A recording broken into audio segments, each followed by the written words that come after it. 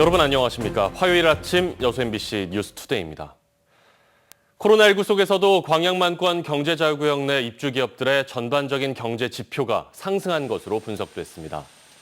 광양만권 경제자유구역청에 따르면 지난해 말 기준 광양만권 경제자유구역 사업체에 대한 실태조사 결과 전년 대비 입주 사업체는 700여 개사로 8.5% 증가했고 기업 종사자도 16,900여 명으로 0.5% 늘었습니다.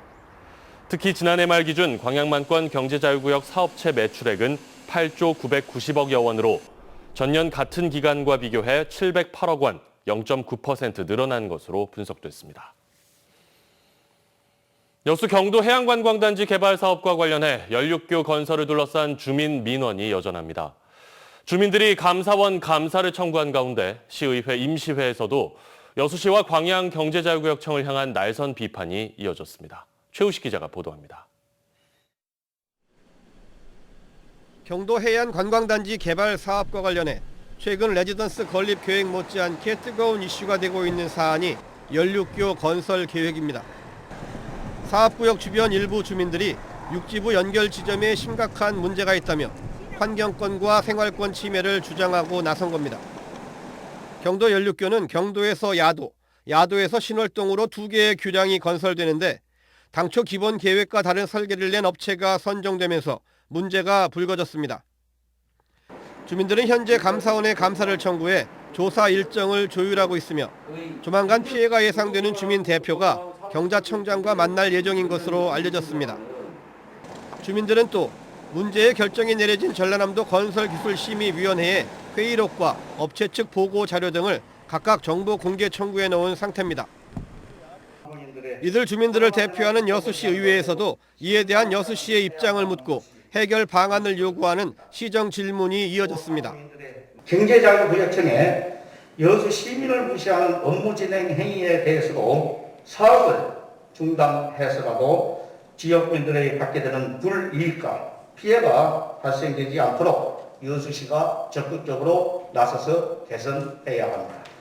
주된 내용은 이 같은 결정 과정에서 주민설명회와 공청회 등 의견 수렴 절차나 환경, 교통 영향 평가가 없었다는 점, 그리고 당초 계획과 다른 설계가 채택된 점에 대한 관할 기관의 명확한 답변과 여수시의 책임 있는 역할이었습니다.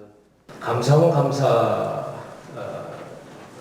이 청구에 의한 처분 이전에 광양경제자유구역청 그리고 우리 시민, 주민들 또 시 정부가 적극적으로 좀 협의를 해서 좋은 대안을 찾도록 하는 것이 더 바람직하다 이렇게 생각을 합니다. 여수 경도 개발 사업이 생활형 숙박시설 건립 반대에 이어 연륙교 건설 민원까지 시작부터 순탄치 않은 일정을 예고하고 있습니다. MBC 뉴스 최우식입니다. 여수시의회가 경도 레지던스 국정감사를 요구한 데 대해 지역의 관광 발전을 위한 대승적 합의에 찬물을 끼얹고 논란을 야기한다며 즉각 철회하라는 주장이 제기됐습니다. 여수시 관광발전 범시민운동본부는 최근 국정감사 촉구 결의안 규탄 성명서를 통해 경관 훼손과 투기 의혹에 대해 명확한 근거를 제시해야 한다며 시의회가 기업의 투자를 저해하고 있다고 강도 높게 주장했습니다. 시민운동본부는 또 시의회의 이 같은 행동으로 인해 외국인과 대기업의 투자를 타 지역으로 뺏길 것이라며 시의회 앞에서 국정감사 요구 결의안의 즉각 철회를 요구하는 1인 시위에 나섰습니다. 여수시의회 임시회가 본회의 시정질문 답변 과정에서 질문 내용을 둘러싼 팽팽한 신경전으로 파행을 겪고 있습니다. 여수시의회는 어제 임시회 본회의 시정질문과 답변을 진행하면서 주종섭 의원이 경도 연륙교 민원에 대해 질문한 데 이어 서완석 의원과 이상우 의원이 경도 레지던스 건립에 대한 보충 질문에 나섰지만 권오봉 시장이 본 질문과 무관한 사안에 대해 답변할 수 없다며 답변석을 벗어나자 의회와 시정부 간의 공방 끝에 본회의가 산회됐습니다.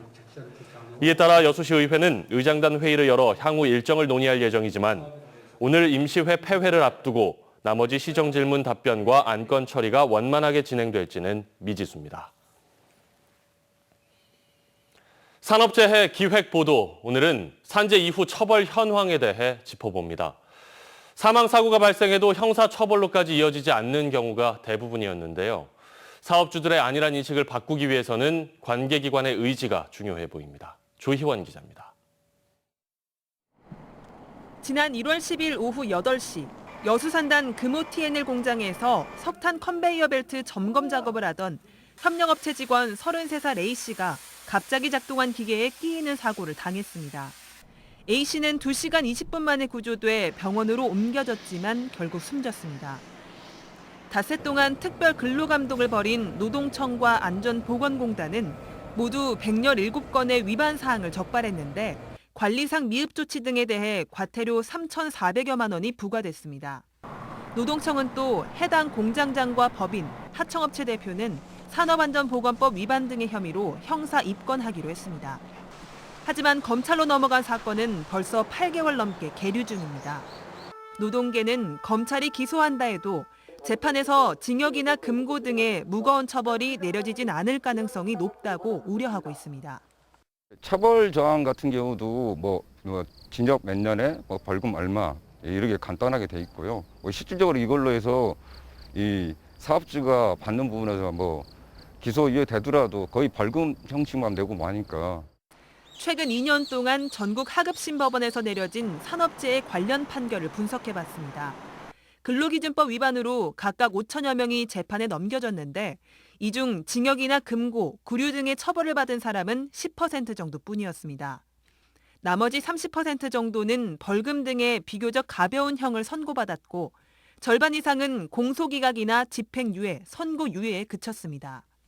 산업안전보건법 위반 처벌 수위는 더 낮았습니다. 유기형을 선고받은 비율은 1%조차 되지 않았고 70% 이상이 벌금 등의 재산형 처벌로 끝났습니다. 올해 1월 사업주와 경영 책임자의 책임 강화를 골자로 하는 중대재해 처벌법이 시행됐지만 노동 현장에서는 상당히 후퇴한 법안이라는 목소리가 높습니다. 특히 50인 미만 사업장에는 3년 적용 유예 조항을 넣고 이 중대재해의 80% 이상이 이 50인 미만 사업장에서 발생한다는 거죠. 그렇게 봤을 때는 이 발생하는 재해의 약 20% 정도만 이 법에 적용을 받는 거라는 거죠. 최고 경영자에게 출구를 열어둔 점은 간과할 수 없는 한계로 꼽힙니다. 재안전관리 업무를 총괄하는 대표이사로부터 위임받은 사람, 그 사람을 처벌하는 걸로 사업주의 책임이 면피가 될 수 있는 빠져나갈 구멍. 그러나 당장 법을 개정하는 건 현실적으로 쉽지 않습니다. 결국 기업 스스로 산업재해에 대한 경각심을 갖고 무엇보다 노동청과 사법기관이 관리감독과 강한 처벌 의지를 보여주는 것이 사고 예방의 지름길이라는 목소리가 나오고 있습니다. 정말 사업주가 책임져야 될 부분에서 강하게 줘야지만이 실질적으로 노동 현장에서 이 노동자들이 다치고 죽거나 부분들은 안 생기겠죠. MBC 뉴스 조희원입니다. 순천시 쓰레기 처리 시설 건립 1순위 후보지 주민들이 생존권을 주장하며 계획 철회를 요구하고 나섰습니다. 반면 쓰레기 대란을 눈앞에 둔 순천시는 더는 사업 추진을 미룰 수 없다는 입장이어서 갈등과 논란은 더 커질 것으로 보입니다. 문형철 기자입니다.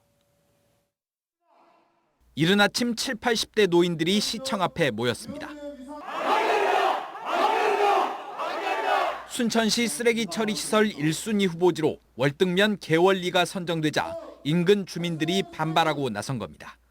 후보지 처리가 있을 때까지 죽기를 각오하고 우리 삶의 터전을 지키겠다는 입장을.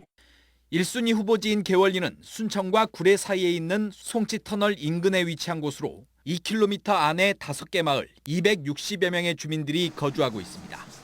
월등면과 인근 황전면 주민들은 순천의 특산물인 매실과 복숭아 재배 지역에 쓰레기 처리 시설을 건립하는 것은 도저히 받아들일 수 없다는 입장. 특히 환경 영향평가가 완전히 끝나기도 전에 1순위 후보지가 선정돼 주민들의 반발은 더욱 거셉니다. 80% 이상이 과수 전업농이에요. 우리 과수의 피해가 얼마만큼 있겠는가 이런 평가들이 빠져 있었어요. 순천시는 환경 영향평가 초안 등을 토대로 1순위 후보지가 결정된 만큼 설명회 등의 후속 절차를 진행하겠다는 입장입니다. 이를 통해 올 연말쯤 입지 결정 고시가 이루어지게 되면 쓰레기 처리시설 건립을 강행할 수 있는 법적 권한까지 갖게 됩니다.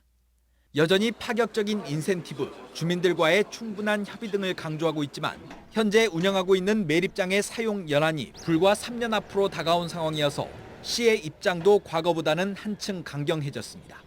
시설은 어딘가 또 있어야 될 부분이고 그간의 수 없는 수기 절차를 이렇게 시민들하고 함께 진행해 온 것도 사실이고요.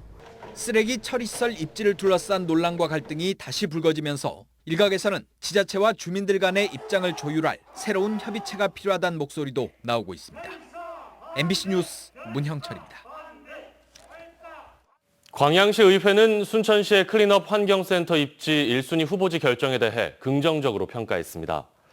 광양시 의회는 최근 순천시 클린업 환경센터 입지 선정위가 센터 1순위 후보지로 월등면 송치제 인근 부지를 선정한 데 대해 광양 시민들의 여론을 반영한 순천시의 결정을 존중한다고 평가하며 향후 순천시와 상생 발전할 수 있는 방안을 지속적으로 고민해 나가겠다고 밝혔습니다. 의회는 이와 함께 광양시와 인접한 순천시 서면 구상마을과 건천마을이 2순위와 4순위 후보지로 아직 남아있는 만큼 매립장 부지가 최종 확정될 때까지 순천시의 결정을 주시하겠다고 덧붙였습니다. 유네스코가 인정한 세계 지질공원 무등산, 내년 유네스코 재인증을 앞두고 담양과 화순, 광주에 걸쳐 있는 무등산권을 조명하는 행사가 열리고 있는데요. 이다현 기자가 취재했습니다. 흙으로 빚은 그릇에 나뭇잎을 붙였다 떼어내며 문양을 새깁니다. 담양의 한 공방에서 흙과 나무, 색소재를 이용한 접시 만들기 체험이 한창인 모습입니다. 그릇이 점차 모양을 갖춰가자 여기저기서 탄성이 나옵니다. 겁나 예뻐. 무등산 인근 지역인 담양과 화순, 광주 지역의 명소를 둘러보고 체험 활동을 할 수 있는 지오 트레일이 시작됐습니다. 특산물을 활용한 먹거리 체험은 물론 각종 만들기 활동도 하고 중록원과 고인돌 유적, 청풍마을 등 명소를 둘러보는 코스로 마련됐습니다. 이른바 무등산권의 자연을 있는 그대로 즐기면서 지역민들과도 소통할 수 있는 시간입니다. 다른 데서는 볼 수 없는 정말 이국적인 풍광, 하루 정도 내가 다른 거를 좀 해보고 싶다, 다른 것을 보고 싶다, 그럴 때는 참 좋은 곳인 것 같아요. 유네스코는 지질학적, 문화적으로 가치가 있어 보존할 필요가 있으면서도 관광과 교육 등을 통해 지역 경제를 발전시키기 위한 곳을 지질공원으로 지정하고 있습니다. 지정 이후에는 4년마다 기존 계획이 잘 지켜졌는지 등을 검토해 재인증을 합니다. 이번 행사는 무등산권 유네스코 세계 지질공원 지정 3주년을 기념하는 동시에 내년에 있을 재인증을 준비하기 위한 프로젝트이기도 합니다. 지오 빌리지라는 개념 속에서 마을이 하나 특화되어야 되고 그러면 사람들이 많이 오게 되잖아요. 그럼 거기에 있는 지역민들이 더욱더 경제가 활성화되고 살아나고. 지오 트레일이 무등산권의 경제를 활성화시키고 나아가 주민들의 자긍심을 높일 수 있을지 주목됩니다. MBC 뉴스 이다현입니다. 더불어민주당의 대선 경선 후보들이 승부처가 될 호남 경선을 앞두고 오는 16일 토론회에서 격돌합니다. 민주당 대선 후보들은 호남권 순회 경선에 앞서 열리는 토론회에서 호남 발전 공약을 제시하고 대선 후보로서의 강점을 설명하며 호남 민심의 지지를 호소할 예정입니다. 광주와 전남북 지역 8개 지상파 방송사가 공동으로 생중계하는 이번 토론회는 오는 16일 오후 5시 30분부터 7시까지 광주 MBC에서 진행됩니다. 여수 광양항을 동북아 물류 허브로 육성하기 위한 지원 사업이 속도를 내고 있습니다. 전라남도에 따르면 2022년 정부 예산안에 여수 광양항 8개 사업 790억 원이 반영됐습니다. 특히 오랜 수건이었던 낙포부두 재개발 사업과 묘도 항만 재개발 사업 등에 각각 86억 원과 100억 원이 투입돼 사업 추진이 탄력을 받게 될 전망입니다. 낚시와 레저 활동 등으로 훼손되거나 오염된 갯바위를 보호하기 위해 여수 검문도 일원에서 갯바위 생태 휴식제가 시범 운영됩니다.